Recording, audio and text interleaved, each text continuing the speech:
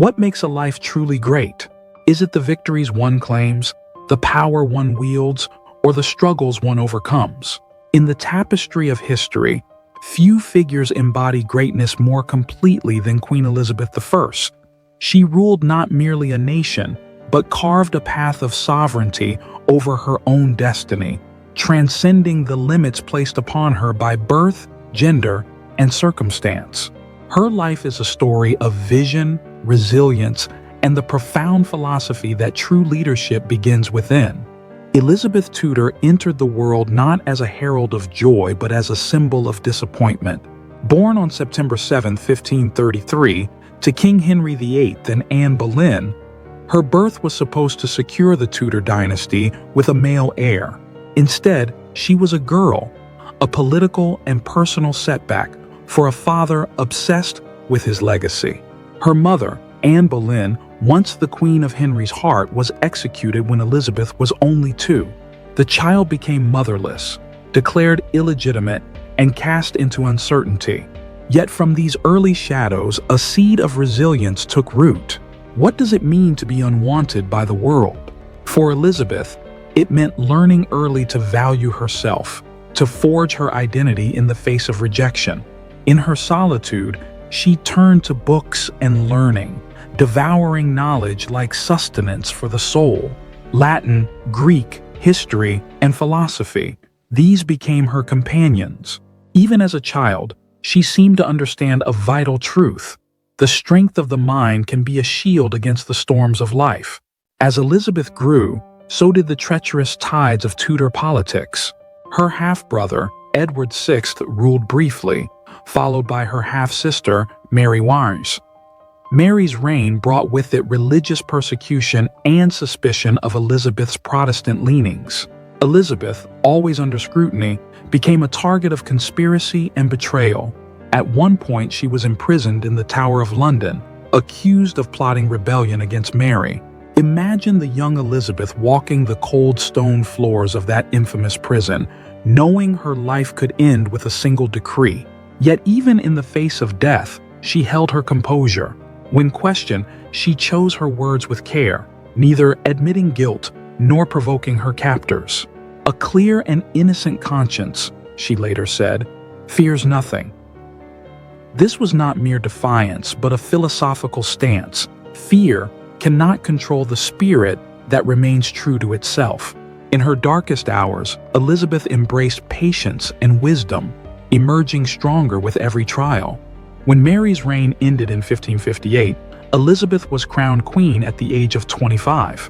Her ascension was both a triumph and a daunting challenge. England was fractured, divided by religious conflict, weakened by war, and plagued by economic instability.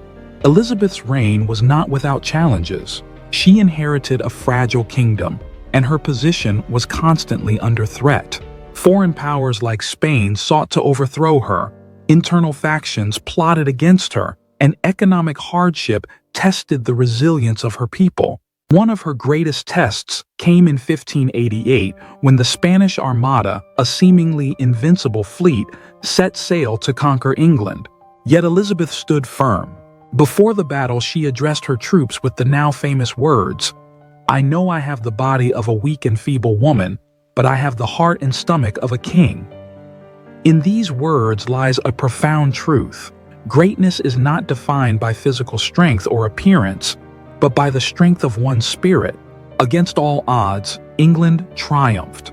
The defeat of the Armada was not just a military victory, but a testament to Elizabeth's leadership and the power of a united nation.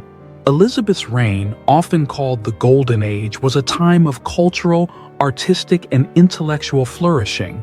It was the era of Shakespeare, whose plays captured the human condition in all its complexity. It was the age of exploration, when Sir Francis Drake circumnavigated the globe and Sir Walter Raleigh sought new lands. But more than the achievements of her time, Elizabeth's reign was marked by a sense of possibility.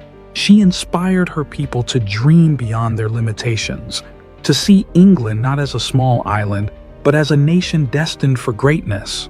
Her philosophy of rule, pragmatic, visionary, and inclusive, transformed England into a global power.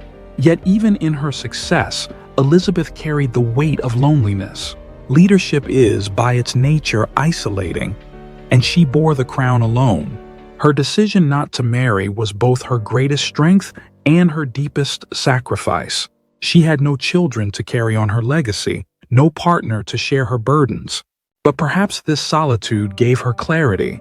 Without the distractions of personal attachments, she dedicated herself fully to her people. She once said, "I do not live for myself, but for my people." In this, she embodied the highest ideal of leadership: to serve, not to be served.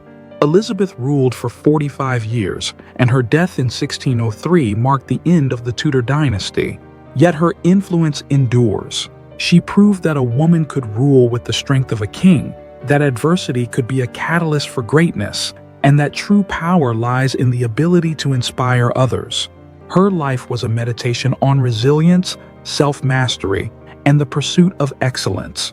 She reminds us that while we cannot always control our circumstances, we can control our response to them.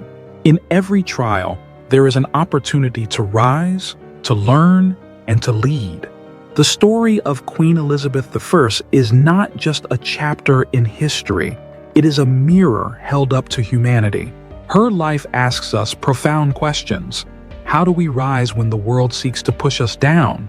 How do we remain true to ourselves in the face of doubt and adversity? Elizabeth's answer was simple yet profound: by ruling ourselves first. Through discipline, vision, and an unwavering belief in her purpose, she became more than a queen. She became an icon, a testament to what the human spirit can achieve when it refuses to surrender to fear.